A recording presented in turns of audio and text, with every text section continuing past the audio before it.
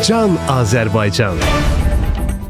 Salam, hər vaxtınız xeyir olsun əziz dinləyicilər. İctimai Radionun efirində Can Azərbaycan verilişi başladı. Aparıcınız mənəm, Pərvanə Nadir qızı. Virtual mühitdə Azərbaycan folkloru demək olar ki, yeni bir mərhələyə qədəm qoyub. Əlbəttə ki, bu sahə ilə maraqlanan və bu sahənin biliciləri olan adamlar mənim nə demək istədiyimi çox yaxşı başa düşürlər. Bugün əziz dinləyicilər, hər bir kəs ürəyindən keçən arzusunu, istəyini, kiməsə olan hirsini, əsəbini sosial şəbəkələr vasitəsilə izah edə bilər. İnsanlar bəzən kiməsə üz-üzə demədiyi hansısa bir fikri aforizm şəklində belə qarşı tərəfə ötürə bilər. Bunun üçün sosial şəbəkələr var. Daha kiməsə zəng etməyə, kimisə görüşə çağırmağa sanki o canlı ünsiyyətə ehtiyac qalmayıb. Bugün Molla Nəsrəddin, Bəhlul Danəndə obrazlarından istifadə edərək öz fikirlərini qarşı tərəfə ötürən insanlara belə rast gəlmişik. Maraqlıdır. Bütün bu folklor nümunələri necə yaranır? Ümumiyyətlə zaman-zaman biz qoca nənələrimizdən, babalarımızdan eşitdiyimiz bayatıları, nağılları, atalar sözlərini görəsən bizim tədqiqatçılarımız bugün Facebookdan, Instagramdan necə toplayırlar? Yəqin ki, fikrim sizə aydındır. Bugünkü verilişimizdə biz internet folkloru haqqında danışacağıq. Çox maraqlı bir həmsöhbətim var. Filologiya üzrə fəlsəfə doktoru Dosent Hikmət Quliyev verilişimizin qonağıdır. Hikmət bəy, xoş gəlmisiniz verilişimizə. Təşəkkür edirəm, xoş gördük. Bu görüşü təşkil etdiyinizə görə minnətdarlığımı bildirirəm. Mən fikirləşirəm ki, maşallah bizim gənc alimlərimiz görün necə əsərlər yazırlar. Sadəcə o əsərləri təqdim etmək bu vacib bir məsələdir. Virtual mühitdə folklor, ənənə və kommunikasiya.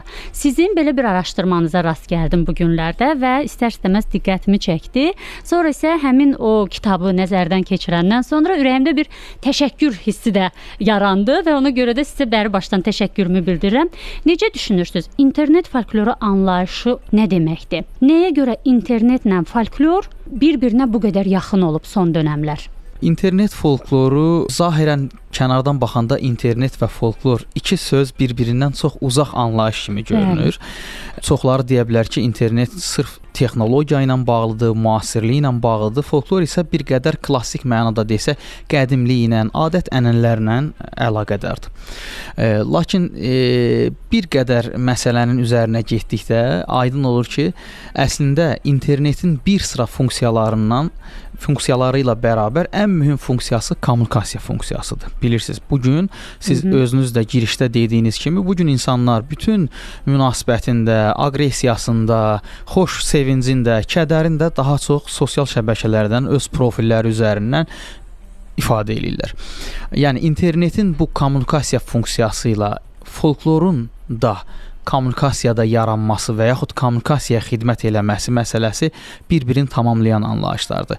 Bir qədər metaforik şəkildə desəm, əslində folklor internetin, kütləvi informasiya vasitələrinin meydana gəldiyi zamana qədər ki, elə internet iki funksiyasını yerinə yetirmişdi. İnsanlar arasında ünsiyyəti məhz elə gündəlik danışıq dili, kommunikasiya, folklor yaradırdı. Bu mənada folklorla internetlə kommunikasiya, folklor bir-birini tamamlayır. Hər ikisi kommunikasiyaya xidmət eləyir. Sadəcə vasitələr dəyişir. Əgər bir qədər, məsələn, bu məsələ ilə bağlı bir qədər tarixə ekskursiya eləsək, biz görərik ki, cəmiyyətin inkişafında epoxal dəyişikliklərə səbəb olan informasiya inqilabları baş verib. Məsələn, yazının kəşfi, elektrikin kəşfi, kitab çapı, internetin kəşfi və hər bir baş verən deməli informasiya inqilabı təkcə bir sahənin yox, bütövlükdə sosial sferanın bütün sahələrinə təsir eləyib. Bu, əlbəttə ki, gündəlik münasibətlərdən, sosial münasibətlərdən tutmuş, lap belə iqtisadi, siyasi, bütün sferalara qədər öz təsirini göstərib. Məsələn, düşünün, yazı yoxdur və insanlar arasında ünsiyyətin yeganə vasitəsi şifahi ünsiyyətdir.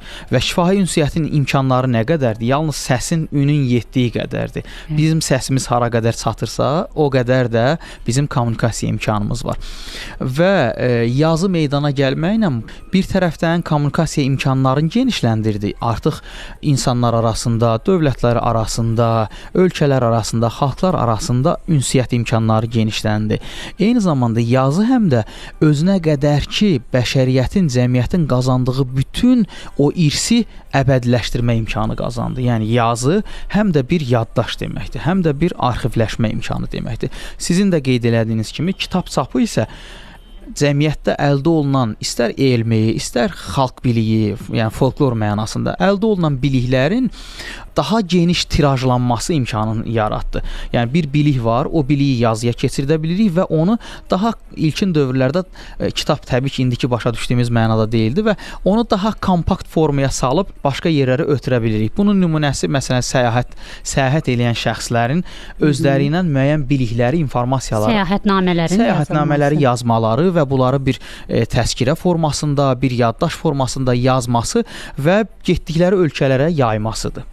Bilirsiniz, həmişə nə düşünürəm? Məsələn, folklorda müxtəlif janrlar var.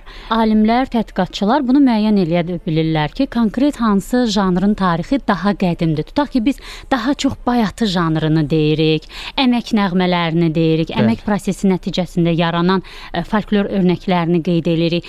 O iri həcmli, məsəl üçün dastanlardır, nağıllardır. Onları ola bilər ki, əsr zaman baxımından biraz onlardan sonraya keçirə bilərik. Yəni bu da mübahisəli məqamlardır, nisbi yanaşırıq. Amma maraqlıdır ki, bugün internetdə hansı folklor janrı yaranır?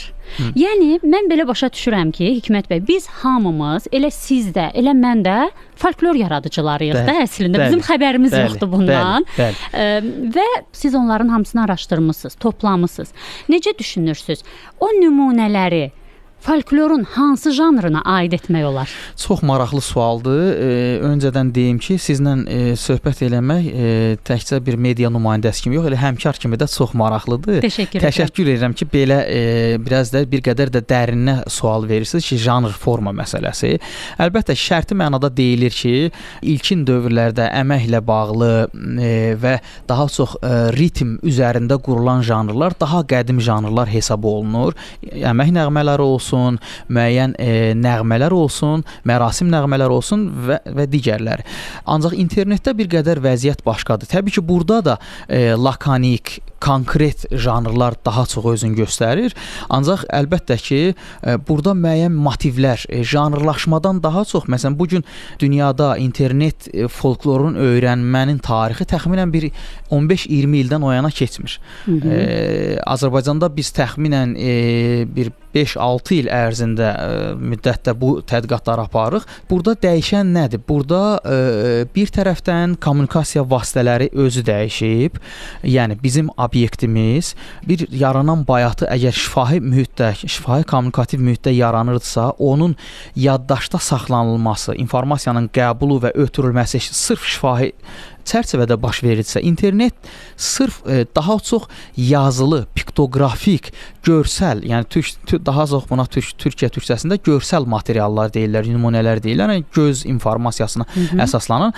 Bu mənada internet folklorunun janrlaşması, onun nəzəri, metodoloji baxımından janrlara bölünməsi hələ ki tam burada çərçivələr müəyyən deyil. Çünki siz özünüz də qeyd elədiniz ki, hətta internetə qədərki mərhələ üçün belə janrların tutaq ki, bölünür növ lirik, epik, dramatik növə, ancaq bunu folklora tam tətbiq də eləmək olmur. Bu sırf ədəbiyyatşünaslıq prinsipi ilə bölgüdür. Çünki folklor kontekstlə bağlı olduğuna görə o konteksti kənara qoyanda sən bayatı ilə laylanı bir-birindən fərqləndirə bilmirsən. Yasda söylənən tutaq ki, bayatı ağı ilə sən bayatını fərqləndirə bilmirsən. Yəni o mənada folklor janrının təsnifi məsələsində kontekstin də nəzərə alınması vacibdir. O ki qaldı internet folklorunun janrları məsələsinə.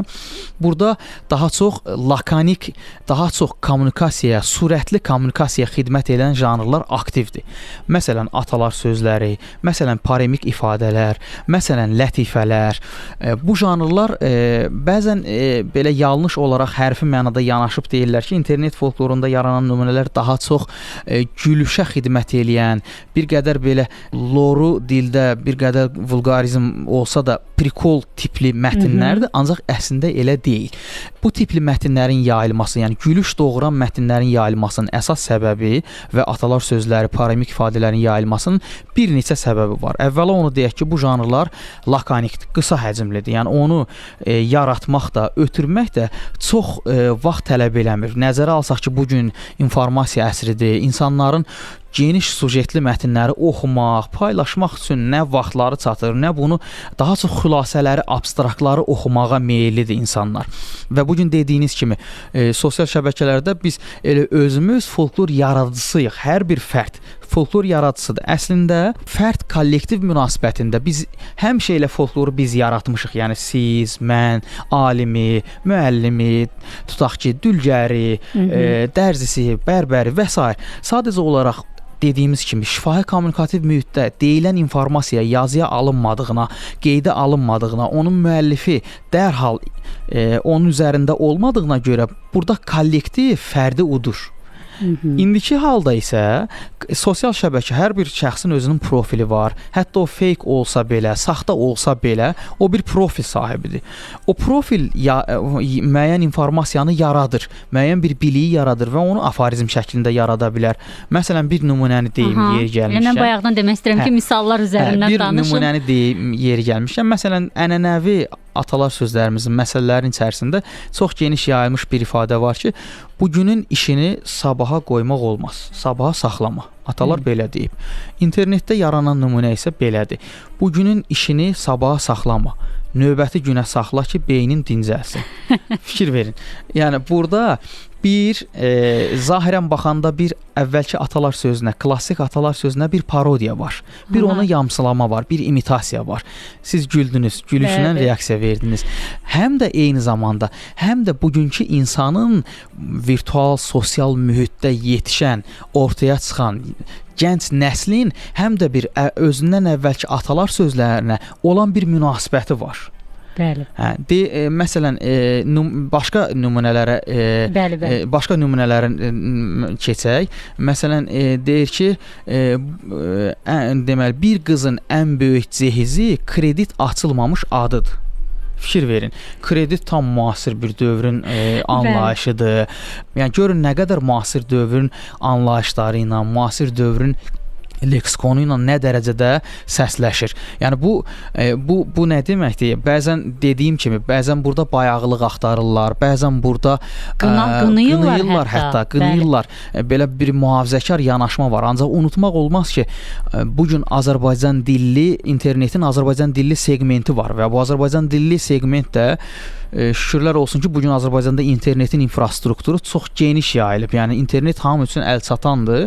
Demək olar ki, ən ucqar rayonlarda, kəndlərdə belə internet istifadəçilərimiz var və ölkənin internetdən istifadə statistikası çox yüksək yerlərdədir. Azərbaycanda çox yüksək yerlərdir. Ona görə əgər biz danışırıqsa, biz ünsiyyət qururuqsa və biz bu ünsiyyətimizi artıq şifahi, üz-üzə ünsiyyətdən virtual mühitə keçirmişiksə, artıq deməli folklorun da yarandığı yer artıq şifahi ünsiyyətdən daha çox virtual kommunikativ mühitdir. Yəni virtual ünsiyyətdir. Bu Instagramdır, bu Facebookdur, bu TikTokdur, bu Twitterdir və s. Yəni bu ünsiyyət orada yaranır. Bu mənada artıq folklor insanlar arasında yalnız əvvəlki mənada dediyimiz kimi kommunikasiyanı yaratmır. Bu mənada folklor həm də insanların gerçəkliyə münasibətini, reaksiyasını, sosial şəbəkəsini müəyyənləşdirən bir anlayışa çevrilir. Bəli, və həm də biz folklor örnəklərini yaradan insanların adlarının fərqinə varmırıq. Yəni internetin, sosial şəbəkələrin bu cür vəfasızlığı da var, belə deyək. Misal üçün bizim ənənəvi obrazlarımız olub folklorda. Siz özünüz Molla Nəsrəddini çox yaxşı araşdırmısınız. Hətta biz bu barədə bir dəfə söhbət də eləmişik sizinlə. Molla Nəsrəddin, Dədə Qorqud, Koroğlu, bunlar bizim ənənəvi obrazlarımızdır. Onlarla bağlı folklor nümunələrinə internetdə bugün necə rast gəlirik? Məsələn, atalar sözlərinə yanaşmaq çox geniş vüsət alıb. Bəli. Bəli. Bunu biz çox görürük. Bəli. Hətta xalq mahnılarını da mən bu qəbildən hesab eləyirəm. Bəli. Burada deməli məsələyə yanaşmada daim bir incə sərhəddi gərək biz əziz dinləyicilərimizin də təbii ki, hər bir dinləyici həm də bu mədəniyyətin daşıyıcısıdır, bu ənənələrin daşıyıcısıdır və bizim dinləyicilərimizin arasında gənclərdən, uşaqlardan tutmuş ahıl, müdrik ağsaqqallara qədər ola bilər və bizim bu müzakirəmiz heç bir halda kimlərinsə illərlə, əsrlərlə daşıdığı dəyərlərin dəyərsizləşdirilməsinə xidmət eləmir. İndi mən gələcəm sizin dediyiniz Dədə Qorqud, Koroğlu, Molla Nəsrəddin obrazları məsələsinə. Əlbəttə ki, xalqın milli mənəvi dəyərləri, milli identikliyi onun əsrlər boyu yaratdığı o abidə şəxsiyyətlər üzərində qurulur. Məsələn, bu dediyimiz kimi Dədə Qorquddur, o bizim müdriklük simvolumuza çevrilib, ağsaqqallıq simvolumuza çevrilib. Koroğludur, tutaq ki, qəhrəmanlıq simvoluna çevrilib. Heç təsadüfi deyil ki, qəhrəmanlıq məqamında, lap elə 44 günlük Vətən müharibəsində Müzəffər Azərbaycan ordusunun qələbələrində daim mənim müşahidə elədiyim, sosial şəbəkələrdə müşahidə elədiyim trendlərdən biri də qəhrəmanlıqla bağlı, tutaq ki, Qaçaq Nəbi, Koroğlu ilə bağlı olan ifadələrin, deyimlərin tez-tez aktuallaşması idi. Bu çox təbii bir prosesdir. İstər müharibə olsun, istər müəyyən epoxal dəyişiklik olsun, orada hər bir halda milli mənəvi dəyərlərə dönüş prosesi baş verir. Biz bunu 90-cı illərdə görmüşük, Sovet hökuməti dağıldığı dövrdə, dağılmağa doğru getdiyi dövrdə məhz istər yazıçılar, istər elə sadə vətəndaşlarımızın o milli mənəvi dəyərləri özündə əks etdirən dəyərləri aktuallaşdırması prosesini görmüşük. Lakin internet mühiti dediyimiz kimi daha çox dominant olaraq gənclik ideologiyası, buna elmi dildə ideokultura anlayışı deyirlər. Qari Alan Fine, Amerikan alimidir, sosioloqdur, həm də eyni zamanda folklorşünaslığa da aidiyyatı olan alimdir. Məsələn, onun ideokultura anlayışı var. Ideokultura deyəndə o onu nəzərdə tutur ki, müəyyən sosial qrup üçün dəyərə çevrilən, onun fərqi yoxdur. O, ola bilər onların peşəsi uyğun olsun, ola bilər hobbiləri uyğun olsun, ola bilər maraqları uyğun olsun. Ancaq onlar üçün o dəyərdir, ideokulturadır. Yəni, bu mənada gənclik ideokulturası daha çox mərkəzdən qaçmaya meyillidir, gənclik ideologiyası. Və gənclik bütün hallarda mövcud olan dəyərləri yaşatmaqla, irəliyə aparmaqla bərabər həm də müəyyən dəyərləri sorğulamaq. Çünki gəncliyin içərisindən o gəlir, o çılğınlıq, emosionallıq. Çünki müdrikliklə emosionallıq həmişə bir-birini tamamlamalıdır. O deyirlər ki, 40 yaşdan sonra daha çox müdrikləşmə gedir və o 16 yaşdan da sonraki müəyyən ərgənlik dönəmi deyirlər buna psixologiyada, folklorşünaslıqda. O ərgənlik dönəmi daha çox mərkəzdən qaçmağa meyillilik, sosial protestə meyillilik tendensiyalarını yaradır. Həmin yaşda adama elə gəlir ki, o hər işi görə bilər. O hər işi görə bilər. Dünyanın şahı odur. Dağ üstə qoya bilər, el dilində desək. Bu mənada, bu prizmadan yanaşanda sosial şəbəkələrdə Dədə Qorqud, Koroğlu, Molla Nəsrəddinlə bağlı lətifə, müəyyən deməli motivlərdə biz bir qədər ironik, parodik istiqaməti görürük. Məsələn, Dədə Qorqud eposunda çox tez-tez rast gəlinən situasiyalardan biri boyun sonunda Dədə Qorqudun gəlib boy boyluyub, söz söyləyib, soy soyluyub, qəhrəmanlıq göstərən igidə ad verməsi situasiyasıdır. Bu çox məlum, məşhur situasiyadır. Tutaq ki, Bamsı Beyrək qəhrəmanlıq göstərib və ona deyir ki, sənin adın Beyrək olsun və o buğaya qalib gəldiyinə görə buğaca tutaq ki, ad verir, onun adı buğac olur və s. və ilaxır. Bəs onda gəlin fikir verək. Görək Dədə Qorqud motivləri internet mühitində, virtual sosial mühitdə, Facebookda tutaq ki, bunu biz Instagramda, Facebookda, Twitterdə görək. Bəs orada necə yaranır? Məsələn, nümunələrdən çox geniş yayılmış, populyar olan, bəlkə də əksər dinləyicilərimiz bunu xatırlayacaqlar. Yayılmış nümunələrdən biri belədir ki, bir gün Dədə Qorqud gəlir, görür ki, bir kənddə bir nəfər nə qədər qoyun, quzu, inək, mal, dana varsa hamısını vurub, yıxıb, öldürüb və cəmaət çox narazılıq bildirir. Dədə Qorqud ifadə belədir ki, Dədə Qorqud gəlib deyir ki, bunu hansı əclaf belə eləyib, bu nə hərəkətdir belə cəmaata ziyan vurub. İndi gəlin müqayisə eləyək. Dədə Qorqud o bir situasiyada bu qəhrəmanlıq göstərən igidi, tutaq ki, buğaya qalib gələn bu şəxsə buğac adını verir. Çünki o buğanı məğlub eləyib və bu da ərgənlik dönəmi ilə bağlı. Burada isə gəlib deyir ki, kim bu hərəkəti, bu əclaflığı kim eləyib? Çox üzr istəyirəm ifadəyə görə. Fikir verin, epoxal dəyişiklik baş verib. Qəhrəmanlıq o birincidə eposda, epik təfəkkürdə, epos təfəkküründə Dədə Qorqud qəhrəmanlığı daha çox yüksəldir, qəhrəmana ad verir. Burada isə qəhrəmanın bu hərəkəti sosial qınaq obyektinə çevrilir. Bu hərəkət insanlara ziyan vuran bu şəxsin hərəkəti ad qazanmaq yox, daha çox neqativ planda xatırlanır. Əslində orada da ad vermiş olur, amma neqativ olur, neqativ bir ad verir. O ifadəyə görə ki, siz üzr istədiniz, bax o adı vermiş olur. Bəli, adı vermiş və, olur. Və bilirsiniz Hikmət bəy, bu o qədər geniş bir məsələdir və mənim diqqətimi ən çox çəkən məsələ burada dil faktoru. Yəni Dədə Qorquddan danışanda da, Molla Nəsrəddindən də, elə digər obrazların dilindən də biz danışsaq, əsərlərin dilindən danışsaq, orada bir çox tədqiqat obyekti olan məsələləri görə bilərik. Bəli. Bu gün internet folklorunda Azərbaycan dilinin qayda-qanunlarına necə əməl olunur? Yenə çox maraqlı bir sual istiqamətə yönləndirirsiniz.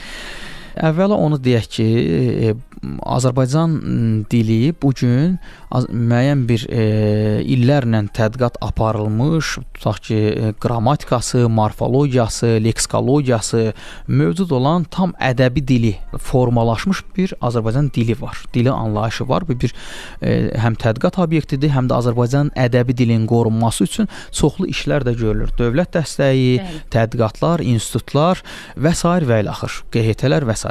Ancaq internet folkloru çox maraqlı bir məqamdır ki, internet folkloru əslində yazılı olsa da, yəni biz sosial şəbəkədə fikrimizi ifadə edərkən klaviaturanın arxasında əyləşib fikrimizi sözlə ifadə edirik də, yəni yazı ilə ifadə ediriksə, bir əlifba ilə, bir normativ qrafik işarə ilə ifadə edirik.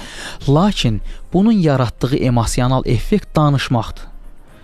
Məsələn, bununla bağlı Amerika folklorşünası Simon Brunerin, Rus folklorşünası, eyni zamanda dilçisi Mariya Zagidulinanın, Polşa folklorşünası Kravčikin tədqiqatları var. Onlar bu prosesə ad verməyə çalışırlar ki, bu nə prosesdir? Bu yazılı dildir, yoxsa şifahi dildir? Və tədqiqatda gəlinən nəticələrdən biri budur ki, bu əslində danışmaq emosiyası ilə yazılı dildir. Əslində internetdə biz sosial şəbəkədə bir paylaşım edərkən, bir klaviatur arxasında əyləşib yazı yazarkən biz şifahi emosiya ilə danışırıq. Nəyə görə? Bunun nümunəsi nədir? Məsələn, biz adi lap mesaj yazarkən, inboxda yazışarkən, chatda yazışarkən biz qrammatika qaydalarını gözləmirik. Məsələn, adi fakt deyim. Biz təşəkkür sözün T, E, Ş, K qısa yazırıq. Və yaxud biz emosiyalarımızı müəyyən piktoqramlarla ifadə edirik. Gül işarə, emotikonlar deyirlər. Gül işarəsi var, ağlama işarəsi var. Smayliklər. Smaylik deyirlər, gülüş mənasında. Bəs bu nə dildir?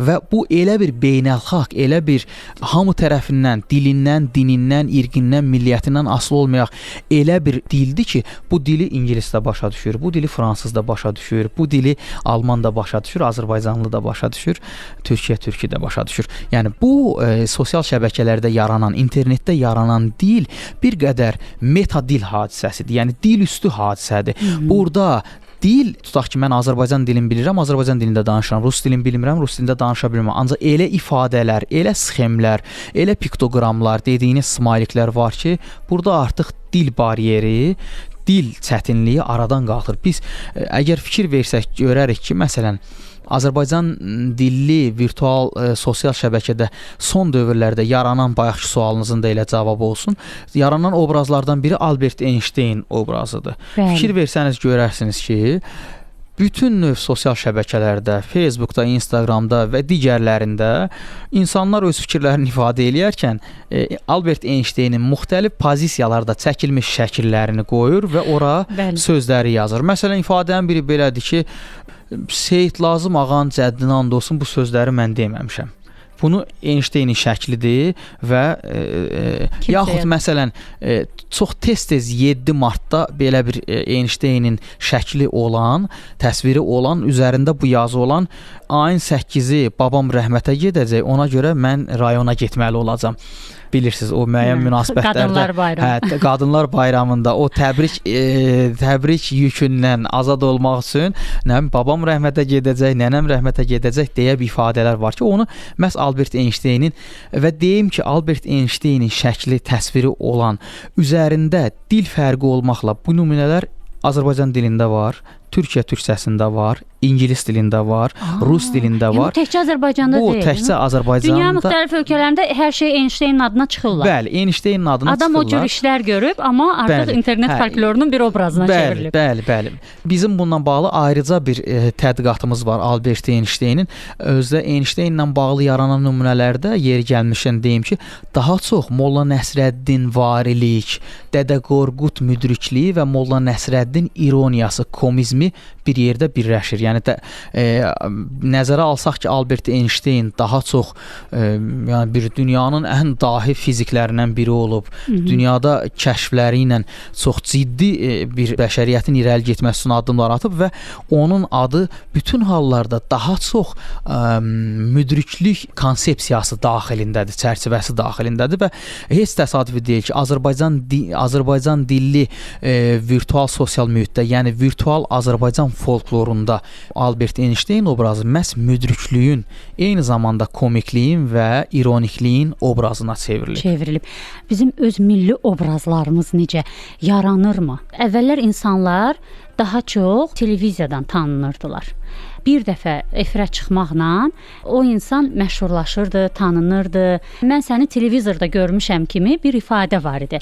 Amma bugün sosial şəbəkələrdən məşhurlaşan insanlar çoxdur. İnternet folklorundan danışanda necə biz hansı milli obrazları, yeni milli obrazların adını çəkə bilərik ki, onlar haqqında heç bir kitabda yazılmayıb, deyilməyib, amma biz onları internetdən tanımışıq, yəni ayrı-ayrı sosial şəbəkələrdən tanımışıq. Belə deyim, burada proses bir neçə istiqamətdə gedir.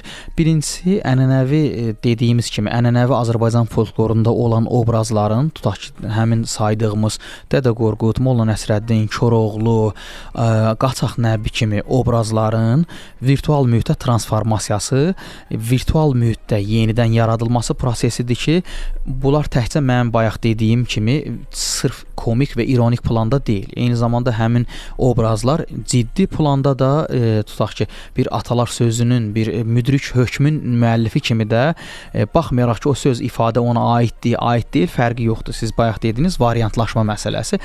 Aiddir, aid deyil, o aidiyyatı yoxdur. Ancaq paralel olaraq eyni zamanda virtual mühit həm də axı bilirsiniz, internet həm də bir kommunikasiya platformasıdır. Biz həm də 100 illərdən, 1000 illərdən süzülüb gələn tutaq ki, bizim Tıq-Tıq xanım olsun, bizim Cırtdan obrazı olsun ki, bu obrazların həm də virtual mühitə transformasiyası, virtual mühitdə yeni bir platforma üzərindən, yeni bir tribuna üzərindən vizuallaşdırılması imkanıdır həm də. Məsələn, tutaq ki, internetin, tutaq ki, YouTube kanalının, YouTube sosial şəbəkəsinin meydana gəlməsinə qədərki dövrdə biz yalnız o cizgi filmlərin televiziyada müəyyən vaxtlarda görürdüksə, indi istənilən bir uşaq, istənilən bir gənc arzu elədiyi cizgi filmi də YouTube-da aça bilər, baxa bilər.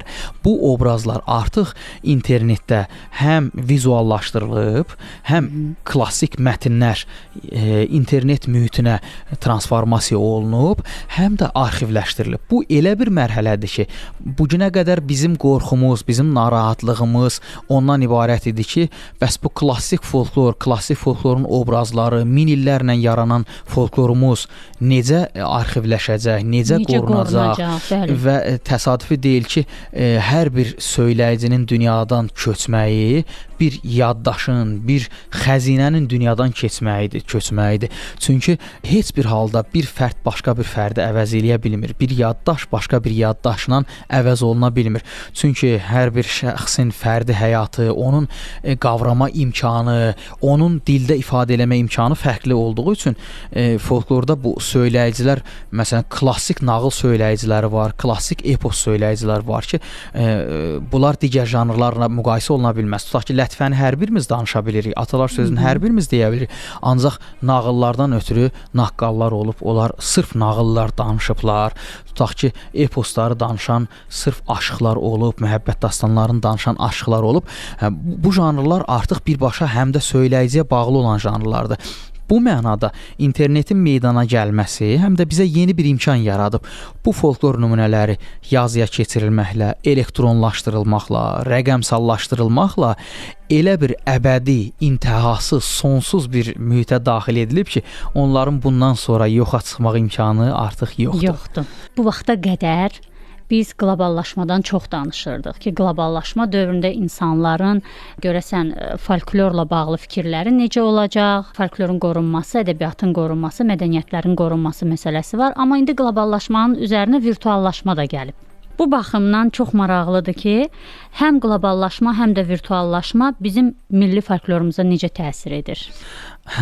Deməli, əlbəttə bu proses internetin kommunikasiya imkanlarının genişlənməsi, kommunikasiyanın bugün kanalların intihasız nəhəng şəkildə olması əlbəttə ki, xalqlar, millətlər, dövlətlər arasında olan sərhədləri tamamilə aradan qaldırıb. Bu vəziyyət yeni bir reallıq, yeni bir zərurət, yeni bir problemləri də özü ilə bərabər gətirir. Əgər müəyyən dövrdə qloballaşma dövlətlər, millətlər arasında inteqrasiyaya xidmət eləyirdisə, çolğalaşmaya xidmət eləyirdisə, eyni zamanda qloballaşma həm də güclü olan tərəfin zəif olan tərəfi udması, yeməsi, sıradan çıxarması prosesini də özünə gətirir. Xüsusilə belə bir fikir var ki, məsələn, qloballaşma anlayışı əslində qərb imperializminin şərqə doğru həyata keçirdiyi müəyyən bir siyasətin tərkib hissəsidir. Ancaq biz istəsək də, istəməsək də, bu bir siyasət olsa da, olmasa da dünya qloballaşır. Biz bundan kənarda qala bilmərik. Əksinə, biz bu prosesin önündə getməyə cəhd eləməliyik. Biz bu prosesin tərkibində olmalıyıq ki, biz bunu məhz milli identikliyimizi qoruyaq. Təsadüfi deyildir ki, bu qloballaşma proseslərinin vurduğu ziyanlar, gətirdiyi problemlər artıq dünyanın bir sıra təşkilatları, məsələn UNESCO, ISESCO kimi təşkilatların milli mənəvi dəyərləri, spesifik, müəyyən lokal, bölgəyə xas olan dəyərlərin qorunması, gələcək nəsillərə ötürülməsi ilə bağlı böyük proqramlar həyata keçirir, layihələr həyata keçirir və cəmiyyətə çox geniş bəllidir ki, ölkəmizdə də bu istiqamətdə ciddi işlər görülür. Dövlət siyasəti var bu sahədə və bizim istər Novruz bayramımız, istər aşıq sənətimiz, istər xalçalarımız, istər saz sənətimiz, yeməyimiz, müəyyən milli yeməklərimiz və s. və ilaxır elə Molla Nəsrəddinin özü, Dədə Qorqudun özü bu bölgə və bu bölgəyə yaxın bu irsin sahibləri Türk dünyası tərəfindən UNESCO-da artıq qeydiyyatdan keçirilib. Belə bir zərurət məhz ondan yaranıb ki, dünya qloballaşır və güclü olan mədəniyyətlər zəif mədəniyyətləri uda bilir. Bu halda bizim görəcəyimiz iş yeni bir zərurət ortaya çıxır ki, biz folklorşünas olaraq, kulturoloq olaraq, sosioloq olaraq və s. yəni bu bir multidisiplinar, geniş belə rakurslu bir məsələdir ki, bizim üzərimizə nə düşür? Bizim üzərimizə düşən o milli identikliyi, yəni Azərbaycanlını, Azərbaycan türkünü göstərən, türklüyünü, Azərbaycanlılığını göstərən dəyərləri qorumaq.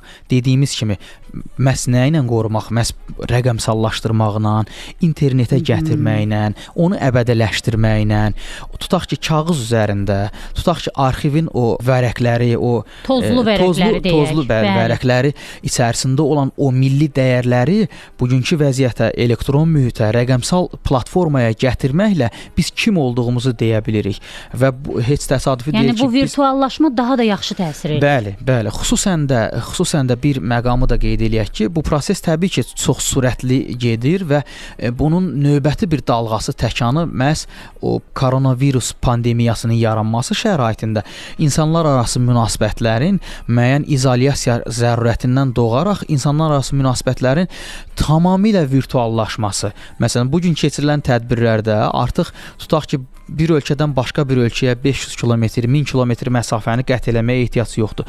Kommunikasiya elə imkanları var ki, elə proqramlar yaradılıb ki, biz ünsiyyətimizi burada dayanaraq bütün ölkələrlə üz-üzə video formatında görüşə bilirik, danışa bilirik və belə bir şəraitdə, yəni virtuallaşmanın bu qədər sürətləndiyi bir prosesdə əlbəttə ki, milli mənəvi dəyərlərin qorunması, gələcək nəsillərə çatdırılması, dünya xəritəsində, dünya mədəni xəritəsində öz yerimizin tutmağımız, özdə layiqli yerimizi tutmağımız. Çünki Azərbaycan xalqı mədəniyyət yaradan, epos yaradan, yəni türk dünyasının bir tərkib hissəsi kimi, ayırmaq istəmirəm Azərbaycanı, türk dünyasının tərkib hissəsi kimi epos yaradan təfəkkürə sahib olan bir xalqdır və dünya xəzinəsinə Dədə Qorqud kimi, Koroğlu kimi abidələr bəxş eləyən bir xalqdır. O mənada, yəni bizim bu dəyərlərimizin internet mühitinə gətirilməsi, rəqəmsallaşdırılması, qorunması bir məsələdirsə, eyni zamanda həmin o dünya xalqları